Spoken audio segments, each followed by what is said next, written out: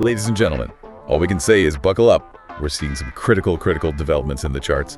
The SCY, QQQ, and IWM all broke key support trend lines this week.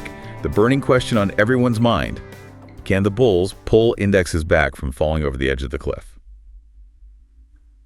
Let's get into it. Real quick before we do, none of this is buying or selling advice. And if you're new here, welcome to today's stock market summary, where we call it how we see it as things develop in the charts. Yeah, our mission today is to do a deep dive because we are tracking a massive collision right now. A huge collision. Exactly. You've got these severe technical breakdowns across the board slamming right in some heavy macroeconomic shocks. Right, and we're definitely seeing that choppy momentum we mentioned yesterday. I mean, let's start with the SPY. We've been watching that wedge breakdown develop, and after Wednesday's support test, today flashed a doji close. Basically a tug of war. Exactly. Buyers and sellers ended in a tie. It signals indecision, but make no mistake, the bears still maintain the edge here. Oh, the leverage is heavily tilted. Just look at the QQQ. The floor just totally fell through on a crucial support trend line, one that had held the market up from November 20th of 2025 all the way to February 5th.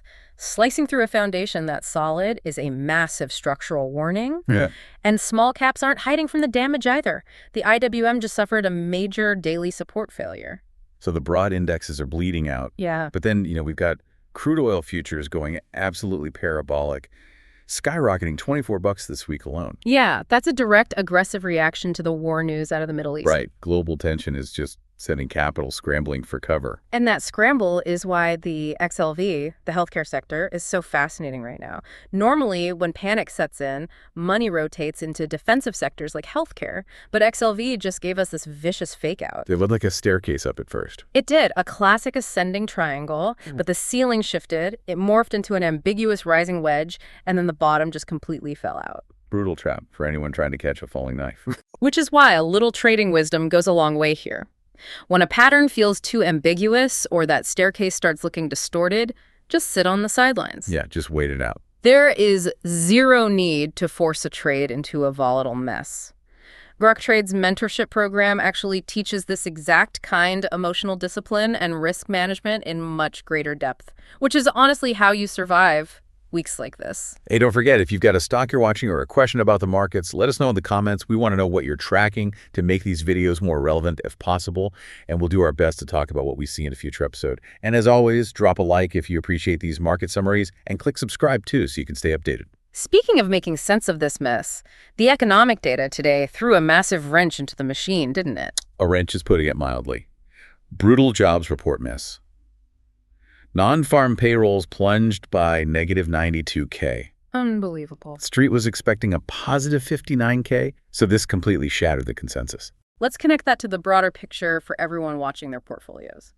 Unemployment just ticked up to 4.4%, and retail sales shrank by negative 0.2%. For months, the Grok Trade narrative has been that this economy is resilient yet vulnerable. And now the vulnerability is taking over. Precisely. This data shows the consumer engine is running out of gas, the labor market is softening, and the market is aggressively pricing in a slowdown. You would think a macroeconomic slowdown and geopolitical fear would be Bitcoin's time to shine. But it dropped 3.91% today in a painfully obvious failed breakout. That's just not acting as a safe haven. Right. It is trading much more like a high-risk tech stock, not digital gold. When the pressure gets this intense, capital seeks historical physical safety. That is why metals are catching a fierce risk-off bid right now. GLD pushed up 1.58% and SLV surged 2.25%. Yep. Gold is actively defending its critical upward trend line, the bottom rail of its ascending triangle. It shows us loud and clear where the smart money is hiding when equities crack. So it's a true flight to safety, leaving the rest of the market vulnerable to the prevailing winds. That is the reality of the tape right now. Days with massive technical breakdowns and heavy news misses are exactly why the Grok Trade Mentorship program is so vital. You cannot navigate this environment on instinct alone. Their structured coaching and deep pattern recognition are simply non-negotiable for serious traders who want to build lasting skill and thrive in these conditions. Leaving you with a thought to chew on over the weekend.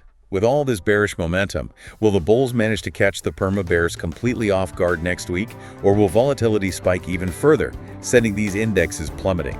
Have a great weekend, stay safe, and be sure to tune in next week as we continue to cover the markets and chart developments.